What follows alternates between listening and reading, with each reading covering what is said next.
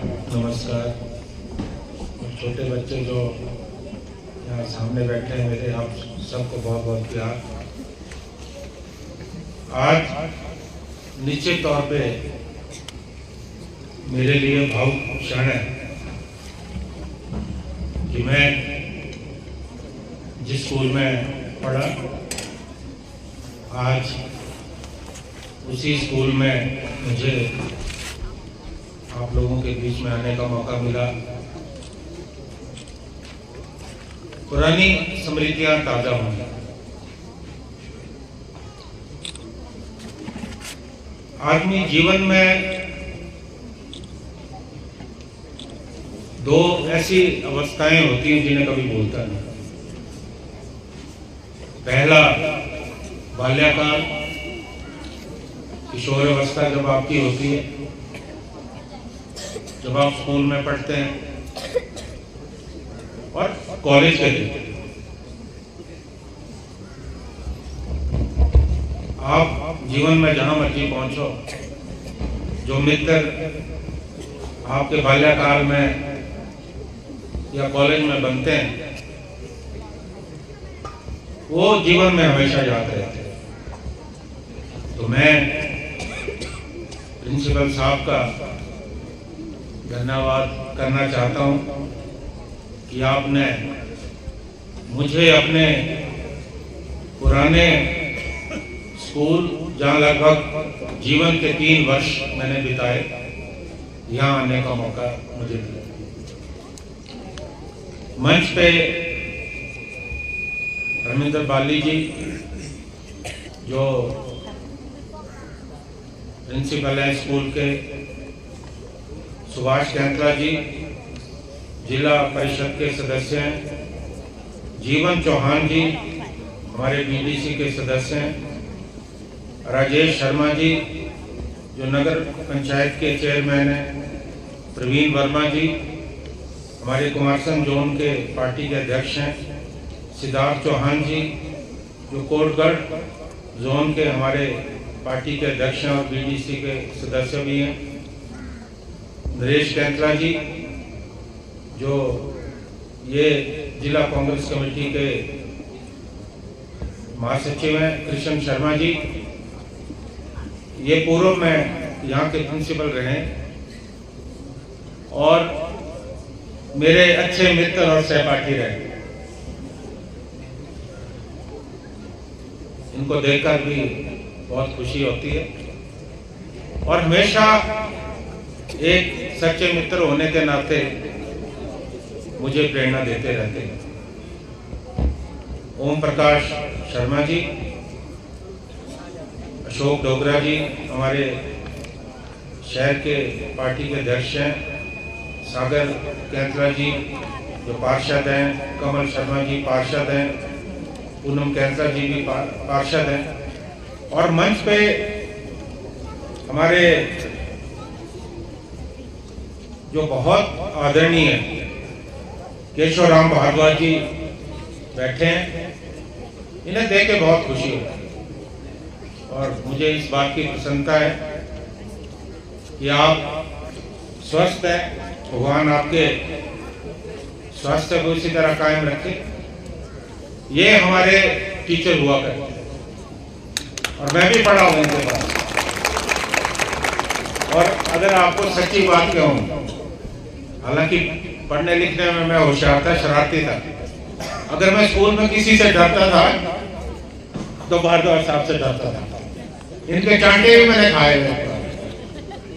मैं याद दिलाना चाहता हूँ, ये शायद भूल गए होंगे, कोई शरारत की होगी तो शायद। और अच्छा है जिस बच्चे ने अपने पेरेंट्स के और टीचरों के से चांटे खाए, वही जीवन में आगे पहुंचता है। तो मैं तो आभार व्यक्त करता हूं आपका भी योगदान रहा है। प्रताप धर्मा जी, राजेंद्र वर्मा जी, सुरेश कैंतला जी जो एसएमसी के प्रेसिडेंट हैं, आरती निर्मोही जी जो हमारी महिला कांग्रेस की अध्यक्ष हैं, मैं सभी को संबोधित करता हूं। जैसा मैंने पहले कहा कि आज मेरे लिए बहुत अच्छा दिन है। क्योंकि यहाँ आकर मेरी स्मृतियाँ जहाँ ताज़ा हुई। हालांकि नया भवन सामने बना है, इस तरफ भी नया भवन बना है। उस वक्त ये ग्राउंड होता था और सामने बिल्कुल जो है, अब तो बहुत ज़्यादा इमारतें बन गई हैं, उस वक्त कोई इमारत नहीं होती थी, ये पूरा खाली होता था। परिवर्तन तो होता रहता है, लेकिन एक बात मैं जरूर यहाँ कहना चाहूँगा कि जीवन में आप जहाँ मर्जी पहुँचो, आपके जो टीचर्स हैं, आप जहाँ पढ़े हो, आपके पेरेंट्स हैं, वो संस्कार आपके काम आते हैं। और मुझे इस बात की खुशी है कि मैं इस स्कूल से पढ़ के गया। हालांकि 9th 10th मैंने शिमला में की। आज मैं एक बात महसूस करता हूँ, क्योंकि जब भी मैं स्कूलों में जाता हूँ लगातार संख्या घट रही है, जो चिंता का विषय। मैं पब्लिक स्कूल के खिलाफ हूँ, लोकतंत्र है, पब्लिक स्कूल भी होने चाहिए, लेकिन मुझे ये लगता है कि हमारे जो पेरेंट्स हैं वो भी सरकारी स्कूल में बच्चों को पढ़ाने में संकोच महसूस करते हैं, और हमारे जो बच्चे हैं उनको भी शायद लगता है। ऐसा बच्चों बिल्कुल नहीं। मैं भी कभी जब भी कोई जिस स्थान पे मैं खड़ा हूं या कोई आकर मुख्य अतिथि होता था तो आपकी तरह सामने बैठता था, और मुझे खुशी है कि मैंने जो शिक्षा प्राप्त की कभी हीन भावना मन में नहीं आई। जब मैं कॉलेज गया, मैं कॉलेज का निर्वाचित अध्यक्ष रहा, कॉलेज का प्रेसिडेंट रहा। तो शिमला में तो उस वक्त बड़े अच्छे अच्छे स्कूलों के बच्चे होते थे, पब्लिक स्कूल से पढ़ के आते थे, लेकिन हमने कहीं अपने आप को कम नहीं समझा। मुझे प्रदेश जो कांग्रेस पार्टी का संगठन है, छात्रों में राष्ट्रीय छात्र संगठन, उसका अध्यक्ष बनने का मौका, युवा कांग्रेस में मौका मिला। और सबसे बड़ी बात कि मुझे प्रदेश कांग्रेस कमेटी का अध्यक्ष बनने का मौका मिला। श्रीमती विद्या सोस के बाद मैं शायद जिला शिमला से तीसरा, क्योंकि वीरभद्र सिंह जी भी प्रदेश कांग्रेस के अध्यक्ष थे, जिला शिमला से मैं तीसरा व्यक्ति था जिसे प्रदेश कांग्रेस का अध्यक्ष बनने का मौका मिला, जो मेरे लिए और मेरे क्षेत्र के लोगों के लिए बहुत गर्व की बात है। और उसके बाद राष्ट्रीय स्तर, क्योंकि जब हम NSOE में थे, हम दिल्ली जाते थे, तो मैं देखता था बड़े बड़े कांग्रेस पार्टी के प्रवक्ता AN गाडगिल, गुलाम नबी आजाद, अनंत शर्मा, वो प्रेस कॉन्फ्रेंस करते थे। तो मुझे लगता था कि क्या जीवन में मेरे भी कभी मौका आएगा कि मुझे दिल्ली में उसी स्थान पर पूरे राष्ट्रीय जहां मीडिया हो उनको संबोधित करने का मौका मिले। और आप लोगों के आशीर्वाद से, हमारे जो स्थानीय देवी देवता हैं उनके आशीर्वाद से वो समय भी आया, मुझे अखिल भारतीय कांग्रेस कमेटी का प्रवक्ता बनने का मौका मिला। और जिस दिन मैं पहली बार नेशनल मीडिया को संबोधित कर रहा था, मुझे गर्व की अनुभूति हुई। क्या नहीं, मैं तो छोटे से क्षेत्र गांव मधावनी का रहने वाला व्यक्ति आज राष्ट्रीय स्तर पर, क्योंकि हिमाचल तो बहुत छोटा सा राज्य है, हिमाचल के किसी भी व्यक्ति को राष्ट्रीय स्तर पर पहचान बनाना बहुत मुश्किल होता है, और ये पहचान मुझे बनी। तो कहीं ना कहीं इसमें जो मैंने शिक्षा ग्रहण की, जो हमारे हमें परवरिश मिली, उस वजह से संभव हो पाया। ये मैं बातें इसलिए नहीं कह रहा कि मैं कोई अपने आप को महिमा मंडित करने का प्रयास कर रहा। मैं जो अभिभावक है और हमारे जो बच्चे यहाँ बैठे हैं, उनको कहना चाहूंगा कि जीवन में कुछ भी संभव नहीं। प्रदेश विश्वविद्यालय से मैं LLB किया, और राजनीति में तो ठीक है, लेकिन मैं अपनी सबसे बड़ी जो उपलब्धि मानता हूं वो कि एक वकील के रूप में, एक अधिवक्ता के रूप में एक पहचान बना।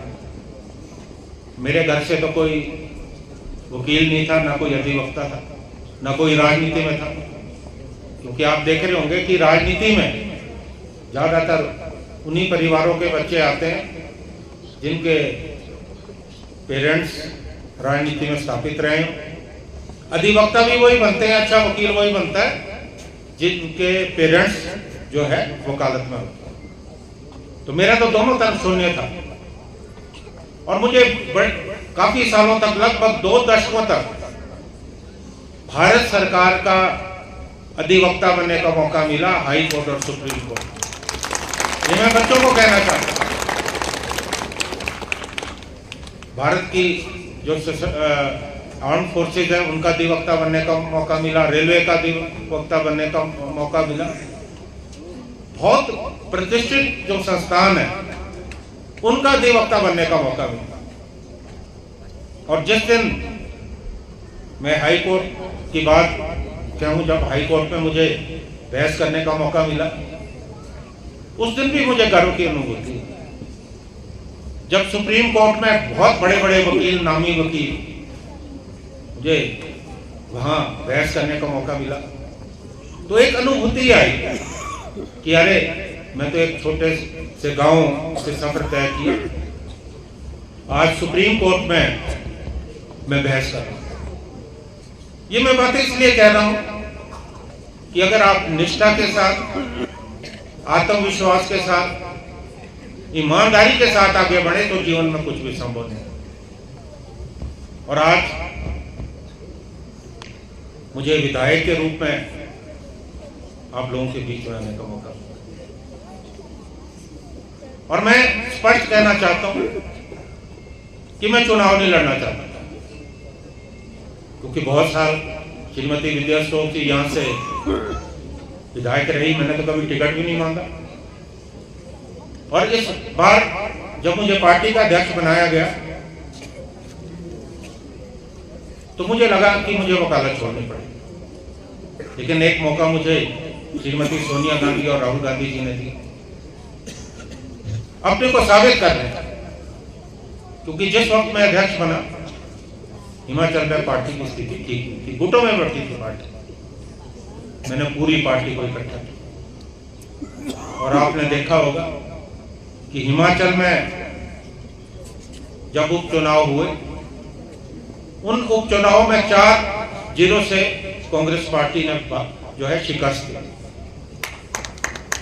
और शायद आज हिमाचल में जो सरकार बनी उसमें मेरा और मेरे उन तमाम साथियों का बहुत बड़ा योगदान है जिन्होंने विपक्ष में अपनी भूमिका निभाई। आज जो सत्ता में बैठे हैं वो भी हमारे साथी, और बहुत सारे, लगभग विधानसभा में 20-25 विधायक तो ऐसे होंगे जिनको खुद मैं राजनीति में लाया, छात्र जीवन में लाया। लेकिन आज अगर मुझे मौका मिला है तो मुझे साबित करना, क्योंकि जीवन में जहां भी मुझे मौका मिला मुझे लगा कि साबित करना। आज विधायक बनने का मौका मिला। मैं जब चुनाव प्रचार के दौरान लोगों के बीच में आया, मैंने एक बात कही कि आपको अपने विधायक की आवाज विधानसभा में अलग से सुनाई, और मैंने विधानसभा में करके दिखाया। बहुत बड़े बड़े निर्णय थे। हमारा बागवानी क्षेत्र, हमारी 5000 करोड़ की आर्थिक, एक वर्षों से मांग थी कि सेब किलो के हिसाब से बिकना चाहिए। वर्षों से मांग थी कि यूनिवर्सल कार्टन आना चाहिए, क्योंकि बहुत शोषण हो रहा है। और आपने देखा होगा कि पिछले 2 सत्रों में मैंने विधानसभा में उस मुद्दे को बहुत मजबूती से रखा, और मैं धन्यवाद करना चाहता हूं अपनी सरकार का, प्रदेश के मुख्यमंत्री का,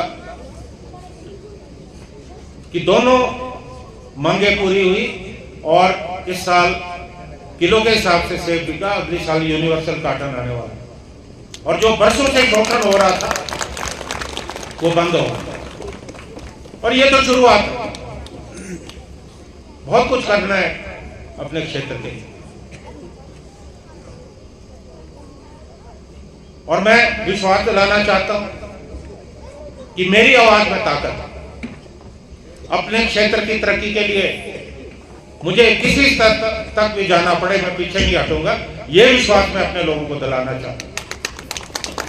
और अभी बहुत बड़ी आपदा आई, हमारा करोड़ों का नुकसान होगा, सड़कें टूट गई, पुल बह गए, मकान ध्वस्त हो गए। और जैसा यहाँ का कि हमारी एक बेटी जो बहुत अच्छा यहाँ, जिसने आप लोगों के सम्मुख अपनी तकरीर दी, कि वो भी इस हादसे का शिकार हुई। और मैं स्वयं इनके घर गया, इनकी नानी जो है उस हादसे में उनकी मृत्यु हुई। इस आपदा के अवसर में बहुत कठिनाइयां थी लोगों के सामने, और ऐसा लगता था क्योंकि सेब का सीजन आ रहा था कि सेब मार्केट तक नहीं पहुंच पाया। लेकिन मैं अधिकारियों को भी बधाई देता हूं, दिन रात हम लोगों ने काम किया और तमाम वो सड़कें जो बंद पड़ी थी वो सड़कें खुली, और एक भी सेब हमने घर में सड़ने नहीं दिया, सब मार्केट तक पहुंचे। और अभी भी आप देख रहे होंगे कि रेस्टोरेशन का काम जो है लगातार चल रहा है। और जिनके मकान नष्ट हुए उन्हें भी सरकार ने राहत दी। जो राहत उस वक्त मिली उसमें भी बदलाव किया गया। और पहले जिनके मकान आंशिक रूप से नष्ट खराब हुए उनको 7,000 की राशि, अब 7,000 में क्या होता है, वो राशि 1 लाख रुपए की। और जिनका मकान पूरी तरह डैमेज हुआ उनको 1 लाख मिलता है, और उस राशि को बढ़ा के 7 लाख जो है सरकार ने दी। और हालांकि हम जानते हैं कि जो मदद हमें केंद्र सरकार से मिलनी चाहिए, क्योंकि मैंने तो विधानसभा में 20 मुद्दे को बड़े जोरों शोरों से उठाया, वो मदद हमें अभी तक नहीं मिली। उसके बावजूद भी हमने अपने जो सीमित साधन है उन साधनों का उपयोग करके जनता को राहत देने की का जो है हमने प्रयास किया। और मैंने चुनाव से पूर्व एक बात कही थी कि हमें अपने क्षेत्र को, जहां बागवानी को आगे बढ़ाना है, उसके लिए हम बिल्कुल काम कर रहे हैं। वहां हमें खासकर जो नारकंडा है, ये पर्यटन की लिहाज से इसे हमें आगे बढ़ाना है, क्योंकि मैं तो भावनात्मक तौर पे भी इस क्षेत्र से जुड़ा, और यहां तरक्की हो इसके लिए हमारा पूरा प्रयास रहेगा। अभी जो नगर पंचायत है, यहाँ के रख रखाव के लिए 37 लाख रुपया जो है मैंने पिछले साल जो है नगर पंचायत को जो है सैंक्शन किया है, और मुझे पूरी उम्मीद है कि उसका सही ढंग से उपयोग होगा। और लगभग 10-12 सालों से जब श्रीमती विद्या स्टोक्स जी यहाँ से विधायक रही, यहाँ आइस स्केटिंग रिंग की एक प्रपोजल थी, एक प्रस्ताव था, और बहुत महत्वपूर्ण था, लेकिन लगभग 12 सालों से उस पर काम नहीं हो पाया, सैंक्शनें मिल नहीं पा रही थी। अब एक बात मैं जरूर कहना चाहूंगा, जो आदमी राजनीति में हो उसको वकील होने का बड़ा फायदा होता है। अब फायदा यह हुआ कि मैंने पूरे कागज पढ़े और देखा कि कैसे हो सकता है, और विधायक बनने के बाद 2 महीने के अंदर अंदर वो प्रोजेक्ट हमारा सैंक्शन हो गया।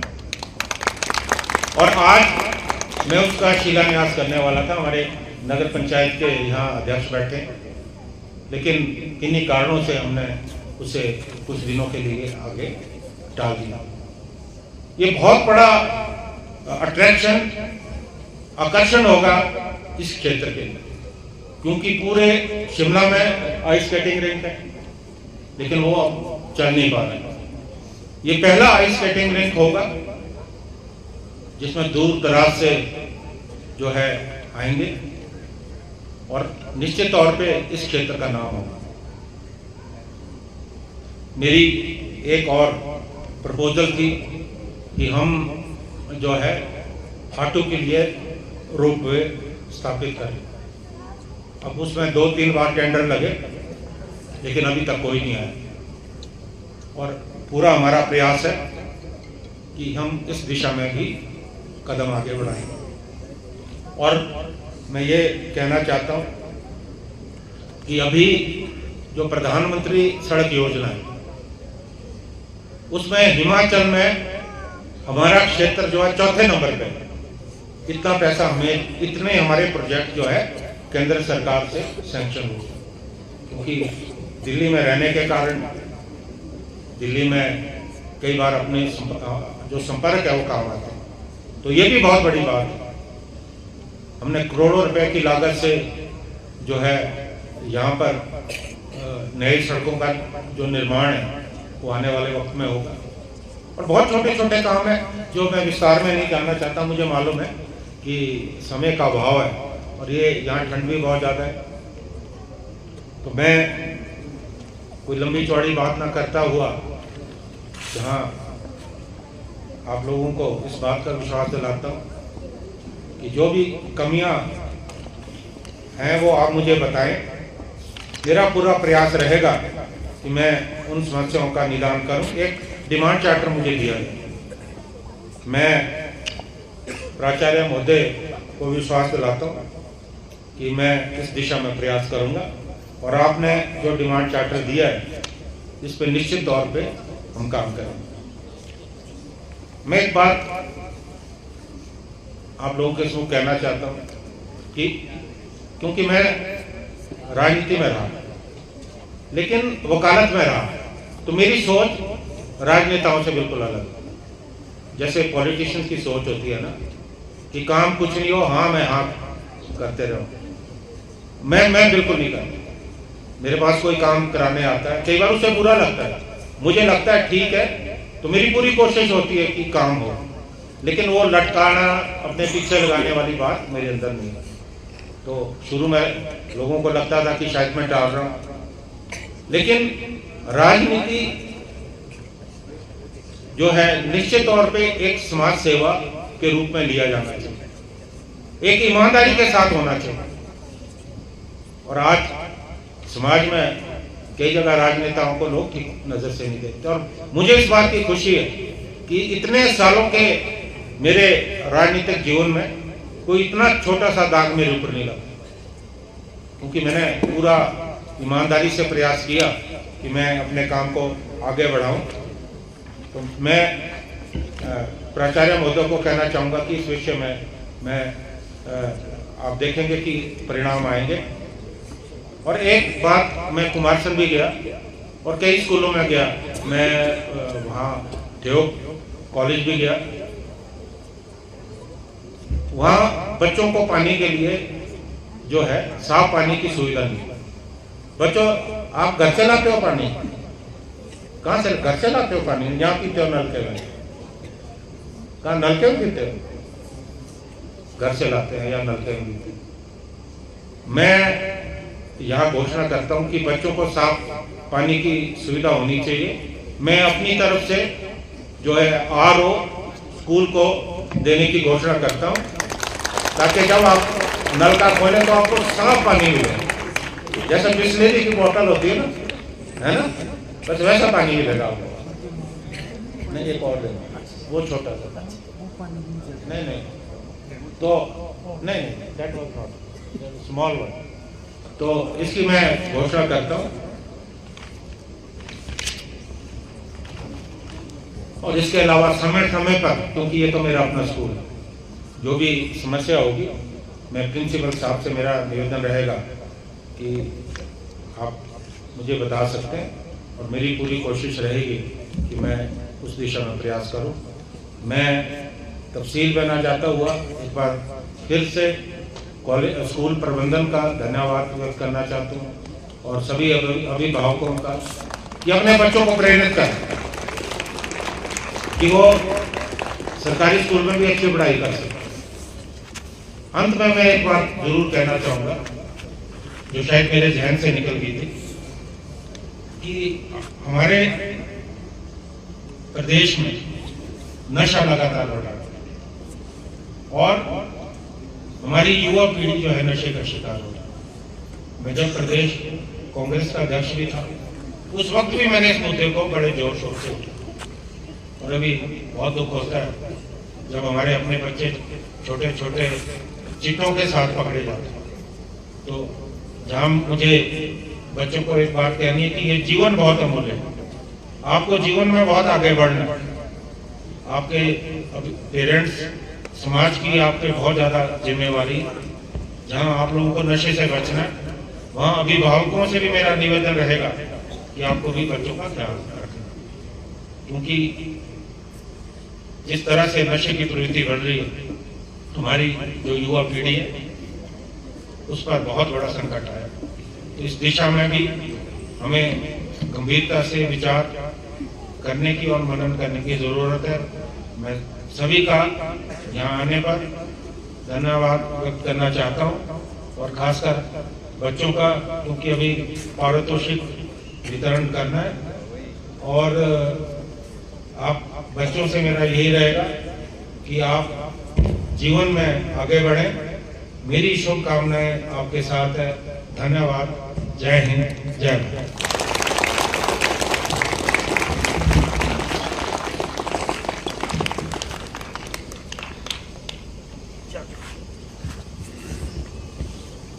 हार्दिक धन्यवाद मुख्य अतिथि महोदय कि आपने इन सभी बच्चों को और पूरे विद्यालय परिवार को अपना आशीर्वाद प्रदान किया और अच्छा लगा कि किन परिस्थितियों से जूझते हुए आप आज राजनीति की और समाज सेवा के ऊंचे शिखर पर पहुंचे, क्योंकि ये काम बेहद आसान भी नहीं है। तो दो लाइनें मैं आपकी इस पूरी कर्मठता के समझ रखना चाहूंगा। ये पंख ही काफी नहीं है पंख ही काफी नहीं है आसमानों के लिए, हौसला भी चाहिए ऊंची उड़ान के लिए। तो आपका ये हौसला शायद इस ऊंची उड़ान में जो अभी भी अग्रसर है आपको राजनीतिक और सामाजिक परिक्षेत्र में आपको बहुत आगे लेकर जाएगी और हमारे सभी बच्चों को ये प्रेरणा का एक कारण भी बनेगी। मैं आमंत्रित करना चाहूंगा गीति नाटिका को लेकर हमारी लड़कियों को कि वे आए और